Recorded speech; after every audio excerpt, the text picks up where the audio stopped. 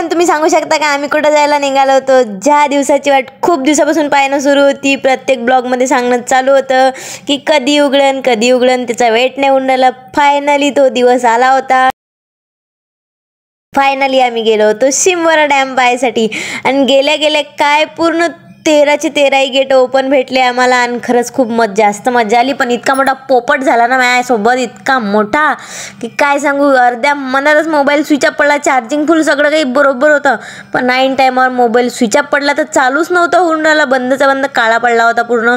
मग काय बघ, दर्शनचाही मोबाईल खराब होता, दर्शनचाही मोबाईल बंदच पडून राहिला. 2-2 मिनिटानं कसे तरी व्हिडिओ शूट केले, मग कसं तरी एन्जॉय केला. एन्जॉय करायचं तर मनच नव्हतं कारण की फोटो वगैरे काहीच काढायला नाही भेटलं. गेलो कसं तरी तिथं आम्ही, बस पायपू केलं ते जरासं आणि भेव लागून आलं. तर ह्या रौनक तर वरतं चढला ना, पळाचं भेव लागून आलं तर आला मग खाली डबल वापस. हे बघा, कणीस बिनीस खाल्लं तिथं, बसलो थोडंसं, वापस येऊन गेलो ओलं होऊन आम्ही. मग बघा पूर्णचे पूर्णच गेट उघडले होते. आम्ही तर गेलोच नाही जास्त समोर समोर. लोकांना तर भेव नाही लागत. लोक तर इतक्या समोर समोर जाऊन फोटो काढते. 2-3 वेळा तिथे ॲक्सिडेंट झाले तरी पण लोकांना भेव वाटत नाही. अजून समोर जाते फोटो काढायसाठी. काही सेलिब्रिटी तर बनणार नाही फोटो काढून. इतकं मोठं बाई दुरूनच पाहायचं, समुद्रासारख्या लाटा येत होत्या तिथं.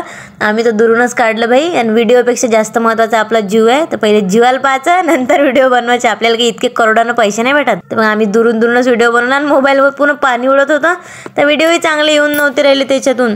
मग तिथून निघालो आणि मोर्शी गेलो. मोर्शीमध्ये जाऊन मोबाईल दुरुस्त केला आणि तिथून मग आम्ही निघालो घरी जायसाठी. तर पाणी खूप जोरात यायला लागलं. मग कसं तरी आम्ही गेलो घरी. असं होतं माझा आजचा दिवस. भेटू नेक्स्ट ब्लॉगमध्ये. Bye bye.